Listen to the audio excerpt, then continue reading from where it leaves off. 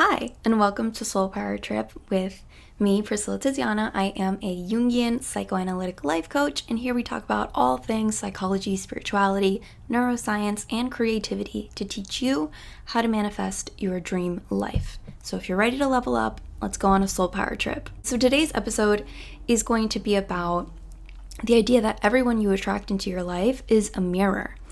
So the concept is that your romantic partners actually reflect back to you what you deny about yourself. And those qualities that you deny about yourself are what we call the shadow, right? So if the same type of issues keep resurfacing in your romantic relationships, there's a good chance your shadow self is sabotaging those relationships. So it's important to really understand this concept to be able to attract the right partner. So today we'll go through what is the shadow concept, why it forms, and how it shows up in life and in relationships, and ultimately we'll get to how to fix it, what to do about it. So to get us started, some background information. The shadow concept was coined by my fave, Carl Jung. He said that who we are is determined in large part by who we are not, right? So for example, Myers-Briggs personality test, which was also based in Carl Jung's psychology. If you think about it in terms of that personality test, if someone is in ENFJ, they are also the opposite of an ISTP, right? So you are you, and you are also the opposite of you. If you're introverted, then you are also not extroverted. If you approach the world by feeling, you don't approach the world by thinking. It's important to understand that outer personality, your ENFJ, is your persona. And that opposite of you is like the other extremes of those qualities is your shadow. How does the shadow develop? Well, to start, we understand psychologically that when we're born, we have an essence, a large portion of our personality that is already in place and ready to express itself throughout our lives. We like to do things that we're good at, and we avoid things that we're not good at, right? So in this way, we consciously develop certain skills while undeveloped talents retreat into the unconscious. So if there's certain talent of yours that you weren't really able to express or play into when you were a child, that talent of yours is going to go back into the unconscious. But those undeveloped inborn talents don't go away. They can't be destroyed. They just get pushed into the unconscious. And this is where an interesting thing takes place. Those personality traits inevitably become personified. That is, a hidden unconscious personality forms around the abilities that we diverted into the unconscious. So in our earlier example, the idea of that opposite of your Myers-Briggs is that personified shadow that lives within. Another huge part of shadow formation is obviously childhood, right? And your parental influence. So when we're children, our parents are gods to us. I always tell my clients it's like you're living in a bubble, and once you grow up and come outside of the bubble, you're like, wait, how I was taught the world works doesn't actually work that way. But at the time when we're children, our parents are God. What they say goes. So if they tell us to be something other than the person that we were born to be or intended to be by nature, then we're probably going to change ourselves until we correspond more closely to what our parents want us to be like. It's very important for the child brain to perceive love and support from their parents, so you will avoid any action that could threaten that love and support. So if you perceive that they will disapprove of a certain characteristic in you, you will avoid that behavior. And parental validation is more important than your development at this point in your life. So you might be able to think of examples of that in your own life, where your parents had an expectation, for example, for you to be a more logical person, but you were more touchy-feely, you're more emotional than what they wanted you to be. So at an early age, your child brain decided that it's not good to be emotional. I'm going to instead force myself to approach the world how my parents told me to, which is more logic and rationale based. There was this example about the way the shadow develops in a book I was reading on Jungian psychology. And the psychologist who was writing the book told us about a client he had who, when he was a child, was a sensitive and loving little boy. His mother alternated between telling him how much she loved, how sweet he was, and would also make fun of him for being so vulnerable, for not being tough enough, and would tell him things like, "You need to man up." Neither response had anything to do with the little boy's actions. It really just depended on the mother's mood. Regardless, for survival purposes, that sensitive little boy grew up to be hard and suspicious. He grew to distrust anyone displaying affection. So as armor, he actually came off as a very ultra cool type of person, very closed off, very sheltered, very shy, and really would be hard to even tell that he was ever a sensitive type of person, because his approach to the world is very cold-hearted, and that's the persona he put out there for the world to see, right? So in his shadow had to go those sensitive and loving qualities because they weren't adaptable. They weren't going to help him survive. They were disapproved by his mom, and he also might have assumed that being sensitive or loving wasn't manly, quote unquote. So he had to put those qualities into his shadow and deny that he ever even was those things. Why do we have a shadow? We create an ideal view of ourselves, for example, as kind and gentle, yet strong, or trustworthy and helpful. But any self-image composed of only what we consider good or light lacks dark shading required for completion. This idea is actually mimicked in a bunch of different cultures, such as the yin yang or Shiva Shakti, where you have these two energies, right? And they're polar opposites, and one might be deemed as like what we see as good and light, and one is more dark, right? The darkness, though, doesn't always have to really be associated with evil or bad. Evil is actually a religious term, and I think Christianity has made like a pretty big point to think of this idea of light and perfection without darkness, and attributes all sort of darkness or, negativity to the devil. And that's just not true, right? It's like it's two parts of a whole. Like you need both the light and the dark. You need the dark to show off the light. Christianity likes this idea of only light, no darkness, and I think that's kind of why we maybe culturally in America have a apprehension towards darkness, because we associate it with all these qualities of like evil and bad and devil. But that was just a little excerpt of what I thought about when I was doing this research. However, the idea is that like there's a feminine and masculine, or there's a light and dark energy, or yin and yang.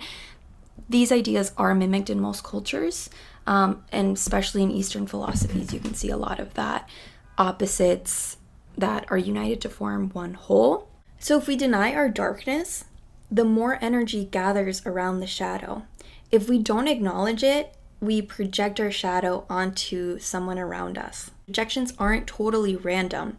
There has to be some sort of hook for the shadow to attach itself. So this shadow is a whole combo of undesirable and unadaptable qualities, right? So I want to make this point about unadaptable qualities, because these are traits that you perceived as unwanted, unlovable, or not helpful for your survival. So for example, the little boy who had to put his softness into his shadow because it wasn't helpful for his survival. When his mom was being so verbally abusive to him being a sensitive person wasn't going to help him get through that. Him being a tough and cold-hearted person did help him get through that. So it's really important for him to deny his softness for survival, right? It wasn't adaptable.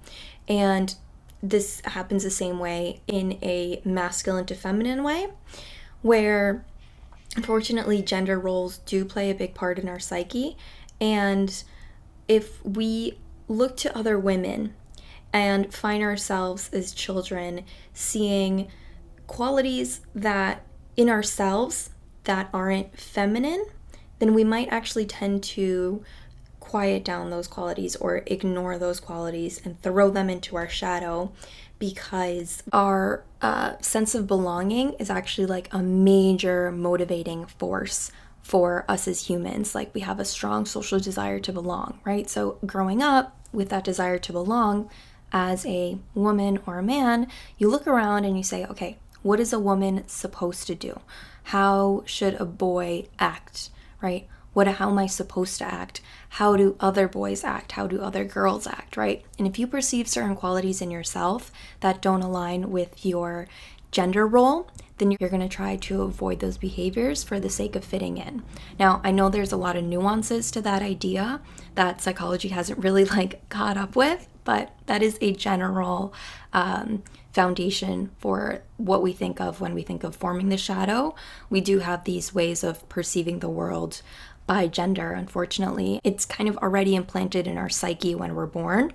So although that's rapidly changing, anyone born, before the past 20 years is going to have these shadow aspects relevant to their gender roles, because those gender roles and traditions were more harshly in place. We become so attached to our persona, our ideal self-image, that we believe to receive love, acceptance, or success that we desire, we need to hide the shadow qualities from others, right? And even from ourselves. So the problem with trying to hide our shadow qualities from our partner is that they always end up showing up, right? So the shadow never ceases to exist. The shadow is all aspects of self-rejection, both conscious and unconscious. So if there's some aspect of yourself that you are not at peace with, you're gonna unknowingly drag your own lack of acceptance into every relationship you're in. So how does shadow show up in your relationship?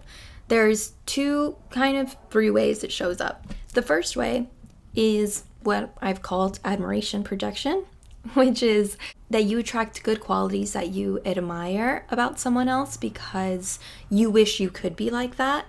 And unknowingly, you are that way. Those qualities are just unconscious and in your shadow, right? So, for example, if you were born a very creative person, but you were taught to deny that about yourself because, for example, your parents were very mechanical or logical and they rejected artistry or creativity, you kind of learn to grow up and be like, okay, it's actually not adaptable for me to be a more creative or fluid person in my environment. And you're going to actually attract a partner who is very creative to teach you how to love that part of yourself.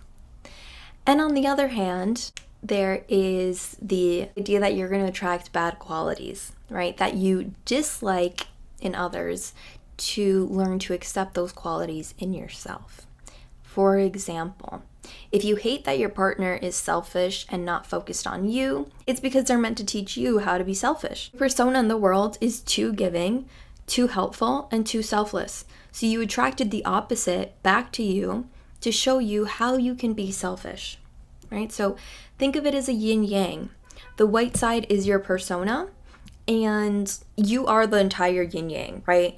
You are both the white side and the dark side, but you only show the white side to the world. So what are you going to attract? You're going to attract that dark side, which is actually a reflection of that dark side within yourself. Third way that it comes up is a little bit of both, right? So you admire certain qualities at first, and then you eventually hate those same qualities. So this is experience people have of saying, the things you love about them in the beginning, you end up hating about them. So for example, you admire your partner's emotional resilience. At the beginning of the relationship, you like that he doesn't get bothered easily and he's more logical than you are in approaching his emotions and doesn't let it overwhelm him. You admire this person's emotional strength because your persona is more vulnerable or easily overwhelmed by emotions.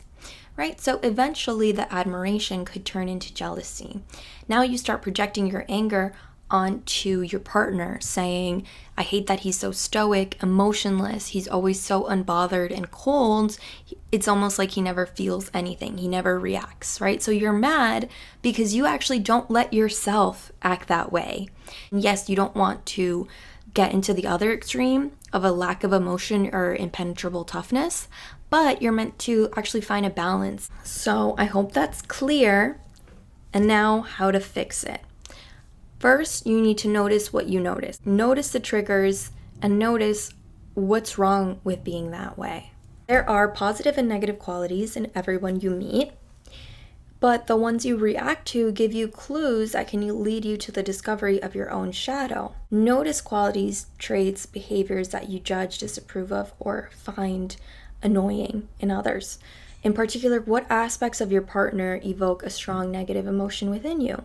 And then catch yourself judging your partner. For example, for being lazy or selfish, or do you criticize them for saying yes too often, right? Make a list of the qualities that you hate about your partner, or even in general, but with your partner it's kind of easier to see. The qualities that you find most intolerable in other people are often qualities within you that you have disowned, denied, or repressed. So once you've identified those qualities, this is step 2, those qualities that you don't allow yourself to be, trace back the root of that reaction. When those triggers are followed and understood, they'll lead us back to the aspects of ourself that need our love and acceptance. So when you're looking at your list of your partner's less than desirable traits, as you reflect on each one, ask yourself, why is it so bad to be that way? So for example, you judge your partner for being selfish. Ask yourself, what's the tragedy in being selfish, right? You may then think to yourself, oh, it's tragic to be selfish because selfish people are uncompassionate, manipulative, disrespectful. But then ask, are those things really connected? Does being selfish equal manipulation? It doesn't. I know a lot of people who are selfish can be manipulative, but they're not one and the same. And now because you've made those associations in your brain that being selfish means you're uncompassionate and a bad person, you don't even allow yourself to be selfish. And now that's becoming an issue because it came up in your partner, which means it's a shadow that's being projected, which means it's something that your unconscious wants you to address and heal. So from there, you ask yourself, can I be more selfish? Right? Not an extreme, but are you leaning too much into your selfless persona? Is that persona benefiting you or hurting you at this point? And to go even deeper, ask yourself, can you remember who taught you that it's bad to be selfish and good to be selfless? Does this have anything to do with your gender role, maybe as a woman? Were you taught that being selfless and byproduct being self-sacrificing makes you a more valuable person or a more valuable woman? And then make a choice. Do you want to continue that behavior, or is it time for a switch up? Is it time to actually, instead of hating your partner for being selfish, actually allow them to teach you how to be a little bit more selfish? And, you went into their life so that you can teach them how to be selfless, right? So it's a two-way street in that way. And then the last piece of this is to use the energy of love and acceptance to illuminate your dark side, right? So by recognizing the origin of that trigger, you have now made the unconscious conscious. And it's a relief because it's pretty much healed once the unconscious is made conscious, right? This takes openness, acceptance, and above all, self-love. Healing this shadow requires you to love and accept all aspects of yourself, even those you deem as wrong or unlovable. Unless we love ourselves, we can't truly love another. Unless we accept ourselves completely, like the yin and the yang, the light and the dark within us. If not, if you don't accept those, what you deem negative qualities about yourself, then you're going to develop a dependency on the approval and validation of others. So shower your so-called dark qualities in this healing energy of love and acceptance, and they will no longer exist in the shadow because you have now made them conscious. I always tell my clients to play with the opposite extreme for a while once we have this shadow healing moment. I'm like, okay, well, if you've been too selfless your whole life, why don't you try just being really selfish? I'm not encouraging them to become an extremely selfish person. And if by nature they're more selfless, it's very unlikely for them to completely do a 180 and then become stuck in this selfish persona. What'll most likely happen is that you'll get to recognize the other extreme of, between selfless and selfish behavior. And then that is going to allow you to find balance between both, right? Once you recognize what each extreme looks like. So try it out. Let me know how it goes. Thank you for listening. And there is a Q&A forum that is now on my website. Please post any questions you have about this episode or questions you want to hear answered in the next episode. And I look forward to seeing you on our next soul power trip. Bye for now.